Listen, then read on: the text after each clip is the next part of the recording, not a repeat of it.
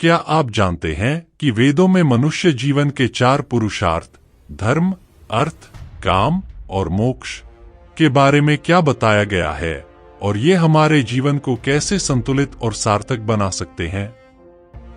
क्या यह सच है कि इन 4 पुरुषार्थों को अपनाकर हम अपने जीवन का असली उद्देश्य पा सकते हैं, जैसा कि प्राचीन वेदों में लिखा है? नमस्ते दोस्तों, आज हम एक ऐसी गहन, आध्यात्मिक और प्रेरणादायक यात्रा पर निकलने जा रहे हैं जिसमें हम वेदों के अनुसार मनुष्य जीवन के 4 पुरुषार्थों को गहराई से जानेंगे। वेद हमें जीवन के सही लक्ष्यों और उनके संतुलन के बारे में बताते हैं जो हमें सुख, शांति और मोक्ष की ओर ले जाते हैं। इस यात्रा में हम इन 4 पुरुषार्थों धर्म, अर्थ, काम और मोक्ष को समझेंगे, उनके पीछे की शिक्षाओं को जानेंगे, इनके ऐतिहासिक और सांस्कृतिक महत्व को देखेंगे, आधुनिक जीवन में इनकी प्रासंगिकता समझेंगे और यह भी जानेंगे कि कैसे हम इन्हें अपने जीवन में लागू कर सकते हैं। साथ ही हम कुछ प्रेरणादायक कहानियां, आध्यात्मिक उपाय और जीवन में सकारात्मकता लाने के तरीके भी साझा करेंगे। तो क्या आप तैयार हैं इस ज्ञान की यात्रा पर निकलने के लिए? अगर हाँ, तो अभी वीडियो को लाइक करें, चैनल को सब्सक्राइब करें, बेल आइकन दबाएं ताकि आप एक भी पल मिस न करें। सबसे पहले हमें यह समझना होगा कि वेद क्या हैं और 4 पुरुषार्थों का विचार कहां से आया। वेद, ऋग्वेद, यजुर्वेद, सामवेद और अथर्ववेद हिंदू धर्म के सबसे प्राचीन और पवित्र ग्रंथ हैं, जिन्हें सृष्टि का ज्ञान माना जाता है। वेदों में मनुष्य जीवन के 4 पुरुषार्थों धर्म, अर्थ, काम और मोक्ष का उल्लेख जीवन के संतुलित और सार्थक मार्ग के रूप में किया गया है।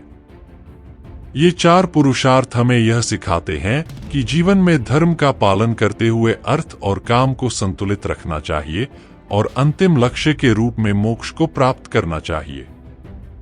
आज हम इन 4 पुरुषार्थों को गहराई से समझेंगे, उनके पीछे की शिक्षाओं को जानेंगे और यह देखेंगे कि कैसे हम इन्हें अपने जीवन में लागू कर सकते हैं। तो आइए इस यात्रा की शुरुआत करते हैं। पहला पुरुषार्थ है धर्म। वेदों में धर्म को जीवन का आधार माना गया है। ऋग्वेद में कहा गया है कि धर्म सत्य, दया और नैतिकता का मार्ग है। यह वह नींव है जिस पर जीवन का पूरा ढांचा टिका है। धर्म हमें सिखाता है कि हमें अपने कर्तव्यों का पालन करना चाहिए, चाहे वह परिवार के प्रति हो, समाज के प्रति हो या स्वयं के प्रति। एक कथा के अनुसार एक व्यक्ति ने अपने जीवन में धर्म का पालन किया और उसने कभी भी असत्य का सहारा नहीं लिया। इसके परिणामस्वरूप उसके जीवन में सुख और शांति बनी रही। वेदों में यह भी कहा गया है कि धर्म के बिना अर्थ और काम व्यर्थ हैं। एक अन्य कथा में एक राजा ने अपने राज्य में धर्म का पालन किया और उसकी प्रजा सुखी और समृद्ध रही। यह हमें सिखाता है कि धर्म ही जीवन का मूल है। क्या आप अपने जीवन में धर्म को प्राथमिकता देते हैं? कमेंट में अपनी राय जरूर शेयर करें और हम अगले पुरुषार्थ की ओर बढ़ते हैं। अब हम धर्म की एक और गहरी परत को समझते हैं। यजुर्वेद में धर्म को यज्ञ, कर्तव्य और नैतिकता के रूप में परिभाषित किया गया है। यह सिखाता है कि धर्म का पालन ही जीवन को सार्थक बनाता है।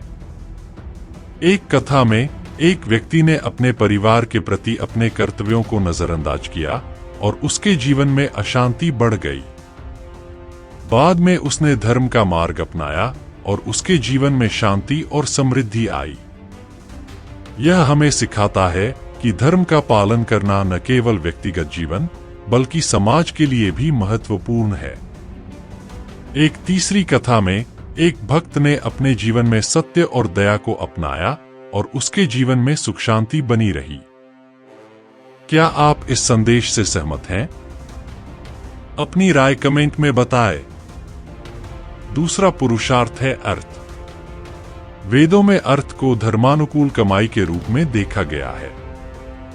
यजुर्वेद में यह सलाह दी गई है कि हमें धन और संपत्ति कमानी चाहिए, लेकिन वह धर्म के मार्ग पर चलकर ही प्राप्त होनी चाहिए। अर्थ का मतलब केवल धन नहीं है, बल्कि वह संसाधन भी हैं जो हमारे जीवन को सुखी और सुरक्षित बनाते हैं।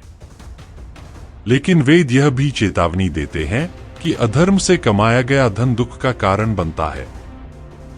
एक कथा में एक व्यापारी ने अधर्म से धन कमाया और जल्द ही उसके जीवन में अशांति बढ़ गई। बाद में उसने धर्म का मार्ग अपनाया और उसका जीवन फिर से सुखमय हो गया। यह हमें सिखाता है कि अर्थ को धर्म के अधीन रखना चाहिए। क्या आप इस संदेश से सहमत हैं? अपनी राय कमेंट में बताएं। अब हम अर्थ की एक और परत को समझते हैं। अथर्ववेद में समृद्धि और धन की कामना के लिए मंत्र है, लेकिन यह सलाह दी गई है कि धन धर्म के मार्ग पर चलकर कमाया जाए। एक कथा में एक व्यक्ति ने अपने जीवन में धर्मानुकूल कमाई की और उसके जीवन में सुख और समृद्धि बनी रही। लेकिन एक अन्य कथा में एक व्यक्ति ने अधर्म से धन कमाया और उसके परिवार में तनाव बढ़ गया। यह हमें सिखाता है कि हमें अपने जीवन में संतुलन बनाए रखना चाहिए। एक तीसरी कथा में एक राजा ने अपने राज्य में धर्मानुकूल अर्थव्यवस्था बनाई और उसकी प्रजा सुखी रही। क्या आप इस संदेश को अपने जीवन में लागू करना चाहेंगे? अपनी राय कमेंट में शेयर करें। तीसरा पुरुषार्थ है काम। वेदों में काम को संयमित और धर्मानुकूल इच्छाओं के रूप में समझाया गया है। अथर्ववेद में यह कहा गया है कि इच्छाएं स्वाभाविक हैं, लेकिन उन्हें धर्म और नैतिकता के दायरे में रखना चाहिए। काम का मतलब केवल शारीरिक सुख नहीं है, बल्कि जीवन की सभी सात्विक इच्छाएं, लाइक कला, संगीत और प्रेम भी इसमें शामिल है। लेकिन अगर काम अनियंत्रित हो जाए तो यह जीवन में अशांति लाता है। एक कथा में एक व्यक्ति ने अपनी इच्छाओं को अनियंत्रित छोड़ दिया और उसके जीवन में दुख बढ़ गया।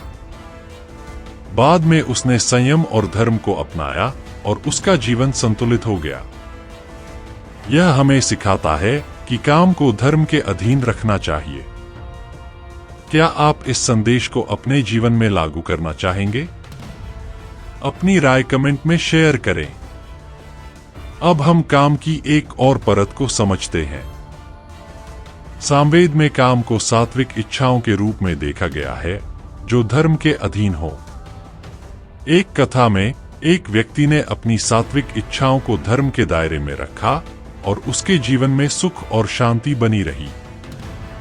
लेकिन एक अन्य कथा में एक व्यक्ति ने अपनी इच्छाओं को अनियंत्रित छोड़ दिया और उसके परिवार में अशांति बढ़ गई। यह हमें सिखाता है कि हमें अपने जीवन में संतुलन बनाए रखना चाहिए।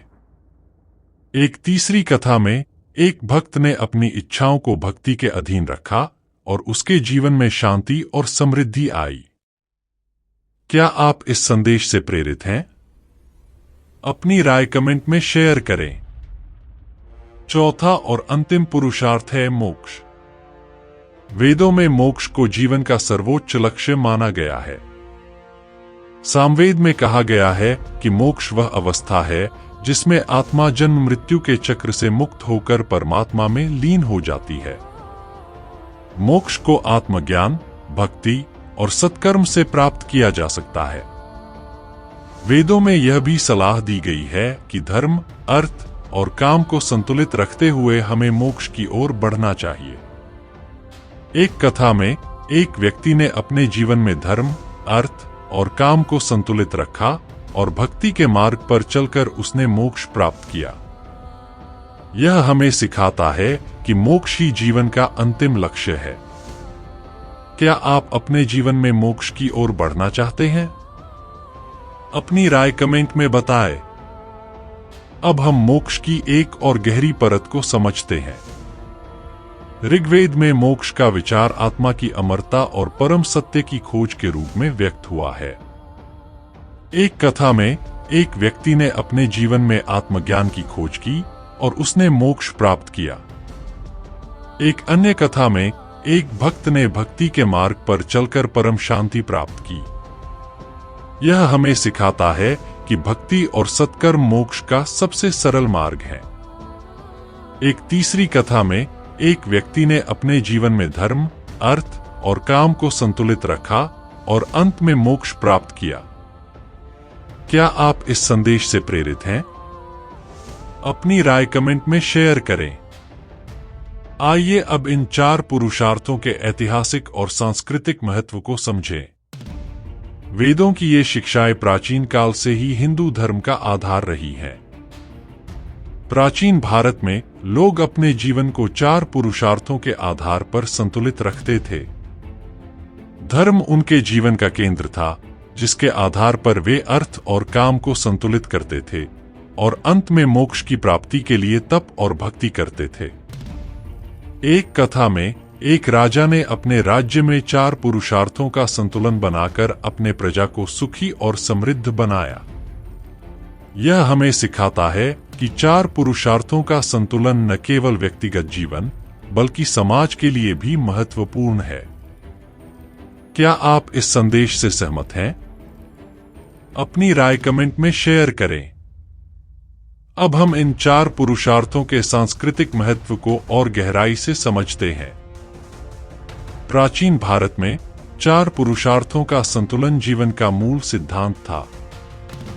एक कथा में एक व्यक्ति ने अपने जीवन में धर्म का पालन किया और उसके समुदाय में सुख शांति बनी रही।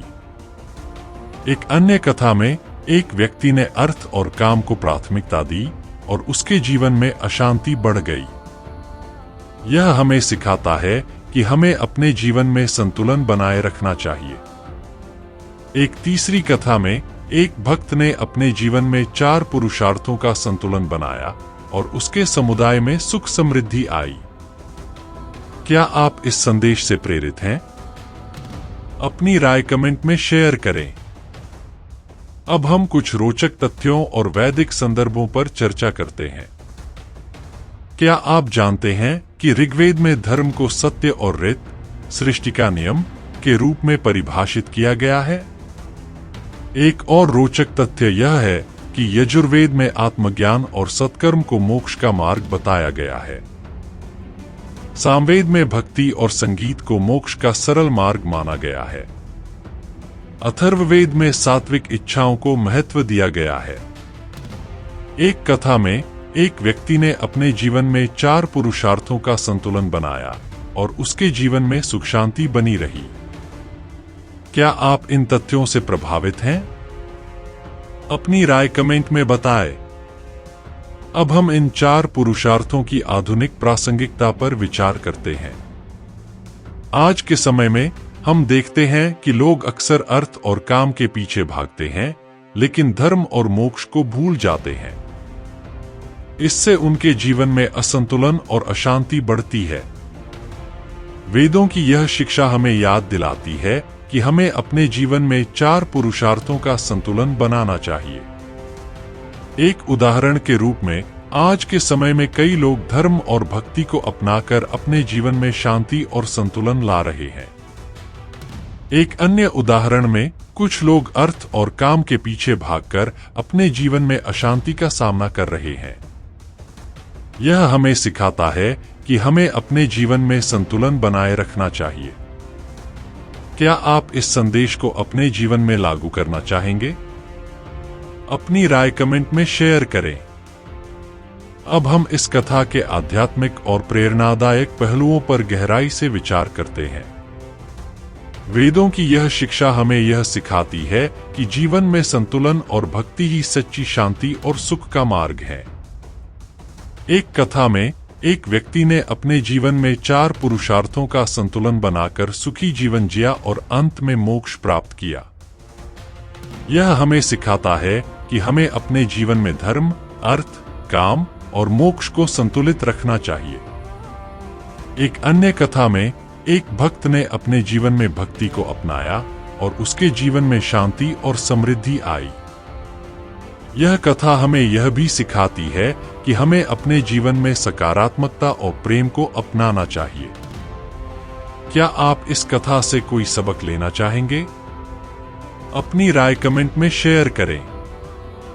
अब हम यह समझते हैं कि 4 पुरुषार्थों को अपने जीवन में कैसे लागू किया जा सकता है। वेदों के अनुसार हमें अपने जीवन में धर्म को प्राथमिकता देनी चाहिए। हमें धर्मानुकूल अर्थ कमाना चाहिए और अपनी इच्छाओं को संयमित रखना चाहिए। साथ ही हमें भक्ति और सत्कर्म के मार्ग पर चलकर मोक्ष की ओर बढ़ना चाहिए। एक कथा में एक व्यक्ति ने अपने जीवन में 4 पुरुषार्थों का संतुलन बनाया और उसके जीवन में सुख शांति बनी रही। यह हमें सिखाता है कि हमें अपने जीवन में संतुलन बनाए रखना चाहिए। क्या आप इन उपायों को अपने जीवन में अपनाना चाहेंगे? अपनी राय कमेंट में शेयर करें। तो दोस्तों, आज हमने वेदों के अनुसार मनुष्य जीवन के 4 पुरुषार्थों धर्म, अर्थ, काम और मोक्ष को विस्तार से जाना। हमने इन 4 पुरुषार्थों को समझा, उनके पीछे की शिक्षाओं को जाना, उनके ऐतिहासिक और सांस्कृतिक महत्व को समझा, उनकी आधुनिक प्रासंगिकता देखी और यह भी जाना कि इन्हें अपने जीवन में कैसे लागू किया जा सकता है। साथ ही हमने कुछ प्रेरणादायक कहानियां और आध्यात्मिक उपाय भी जाने। उम्मीद है कि यह यात्रा आपको पसंद आई होगी। अगर हाँ, तो कृपया इस वीडियो को लाइक करें और हमारे चैनल को सब्सक्राइब करना न भूलें ताकि आप हमारी आने वाली कहानियों का हिस्सा बन सकें। अगले वीडियो में हम किसी और आध्यात्मिक विषय को लेकर आएंगे। आप कौन सा विषय जानना चाहते हैं? वेदों में भक्ति का मार्ग या कुछ और? अपनी पसंद कमेंट में जरूर बताएं। तब तक के लिए जय श्री राधे कृष्ण और नमस्ते।